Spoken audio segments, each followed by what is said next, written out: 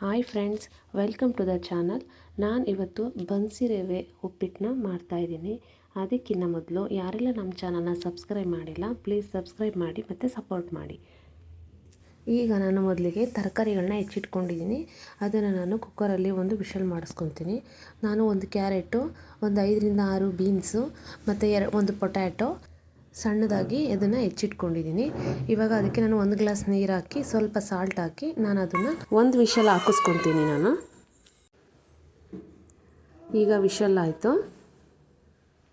Next ನಾನು ಬಾಣಲಿಲಿ ಬನ್ಸಿ ರವೆನ 2 glass ತೊಗೊತಾ ಇದ್ದೀನಿ. ಈ ರವೆನ ನಾವು ನೀಟಾಗಿ ಫ್ರೈ ಮಾಡ್ಕೋಬೇಕು. ಲೋ ಫ್ಲೇಮಲ್ಲಿ ನಾನು ಒಂದು 5 ಮಿನಿಟ್ಸು ರವೆನ ನೀಟಾಗಿ ಫ್ರೈ ಮಾಡ್ಕೊತೀನಿ.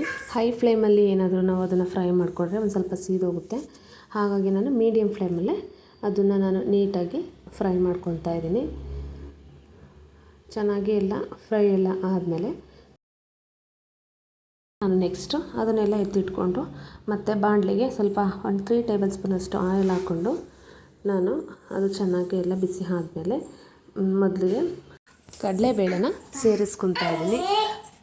ಕಡಲೆಬೇಳೆ ಎಲ್ಲ ನೀಟಾಗಿ ಆಯಿಲಲ್ಲಿ ಫ್ರೈ ಆದಮೇಲೆ ನಾವು ನೆಕ್ಸ್ಟ್ ಅದಕ್ಕೆ ಸಾಸಿವೆನ ಒಂದು ಸ್ವಲ್ಪ ಆ್ಯಡ್ ಮಾಡ್ಕೊತೀನಿ.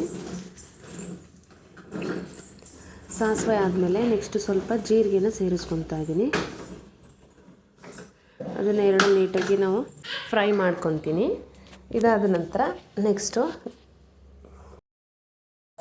ನೆಕ್ಸ್ಟ್ ನಾನು ಕರಿಬೇವಿನ ಸೊಪ್ಪನ್ನ ಸೇರಿಸ್ಕೊತಾ ಇದ್ದೀನಿ. ಇದಾದ ನಂತರ ನಾನು ಒಂದು 3 ಗ್ರೀನ್ ಚಿಲ್ಲಿನ ತೊಗೊಂಡಿದ್ದೀನಿ. ಗ್ರೀನ್ ಚಿಲ್ಲಿ ಎಲ್ಲ ನೀಟಾಗಿ ಫ್ರೈ ಆದಮೇಲೆ ನಾನು ನೆಕ್ಸ್ಟು ಆನಿಯನ್ನ ಆ್ಯಡ್ ಮಾಡ್ಕೊತೀನಿ. ನಾನು 2 ಆನಿಯನ್ನ ತೊಗೊಂಡಿದ್ದೀನಿ. ಈರುಳ್ಳಿ ಎಲ್ಲ ಚೆನ್ನಾಗಿ ಆಯಿಲಲ್ಲಿ ನಾನು ಫ್ರೈ ಮಾಡ್ಕೊತೀನಿ. ಈರುಳ್ಳಿ ಎಲ್ಲ ಚೆನ್ನಾಗಿ ಆಯಿಲಲ್ಲಿ ಫ್ರೈ ಆದಮೇಲೆ ನಾನು ಇದಕ್ಕೆ 1 ಟೊಮೊಟೊನ ಆ್ಯಡ್ ಮಾಡ್ಕೊತೀನಿ. ಅದು ಕೂಡ ನೀಟಾಗಿ ನಾನು ಆಯಿಲಲ್ಲಿ ಫ್ರೈ ಮಾಡ್ಕೊತೀನಿ. ಎಲ್ಲನೂ ನೀಟಾಗಿ ನಾನು ಆಯಿಲಲ್ಲಿ ಫ್ರೈ ಮಾಡ್ಕೊಳ್ಬೇಕಾದ್ರೆ ನಾನು ಒಂದು ಚಿಟಕಿ 1/4 ಟೀ ಸ್ಪೂನಷ್ಟು ನಾನು ಅದಕ್ಕೆ ಸಾಲ್ಟನ್ನು ಆ್ಯಡ್ ಮಾಡ್ಕೊತೀನಿ. ಇದಕ್ಕೆ ನಾನು ಸ್ವಲ್ಪ ಅರಿಶಿನ ಪುಡಿನ ಸೇರಿಸ್ಕೊತಾ ಇದ್ದೀನಿ. ನೀಟಾಗಿ ಎಲ್ಲ ಫ್ರೈ ಮಾಡ್ಕೊತಾ ಇದ್ದೀನಿ. ಇದೆಲ್ಲ ನೀಟಾಗಿ ಫ್ರೈ ಆದಮೇಲೆ ನಾನು ಆವಾಗಲೇ ಬಾಯ್ಲ್ ಮಾಡಿ ಒಂದು ವಿಷಲ್ ಮಾಡಿ ಎತ್ತಿಟ್ಕೊಂಡಿರೋಂತಹ ತರಕಾರಿಗಳನ್ನ ನಾನು ಸೇರಿಸ್ತೀನಿ.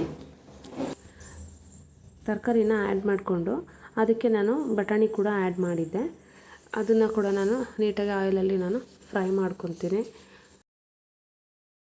ನೀಟಾಗಿ ಫ್ರೈ ಎಲ್ಲ ಆದಮೇಲೆ ನಾನು ಹಾಟ್ ವಾಟರ್ನ ಹಾಕ್ಕೊತಾ ಇದ್ದೀನಿ.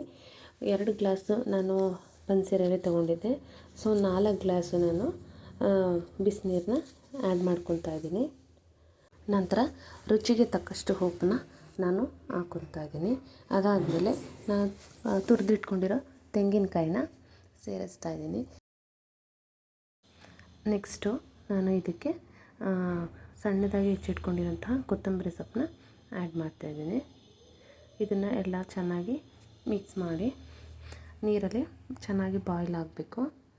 ನಂತರ ಬನ್ಸಿ ರವೆನ ನಾವು ಆವಾಗಲೇ ಎತ್ತಿಟ್ಕೊಂಡಿರೋದನ್ನು ನಾನು ಇವಾಗ ನೀರಿಗೆ ಸೇರಿಸ್ತಾ ಇದ್ದೀನಿ.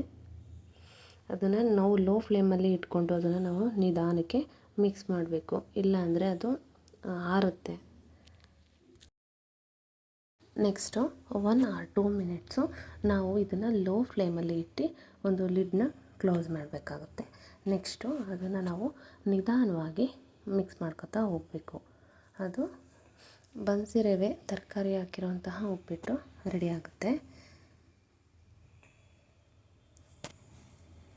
ಯಾರೆಲ್ಲ ನಮ್ಮ ಚಾನಲ್ನ ನೋಡ್ತಾ ಇದ್ದೀರಾ ಅವರು ಪ್ಲೀಸ್ ನಮ್ಮ ವಿಡಿಯೋ ಇಷ್ಟ ಆಗಿದ್ದರೆ ನಿಮಗೆ ಸಬ್ಸ್ಕ್ರೈಬ್ ಮಾಡಿ ಮತ್ತು ಸಪೋರ್ಟ್ ಮಾಡಿ.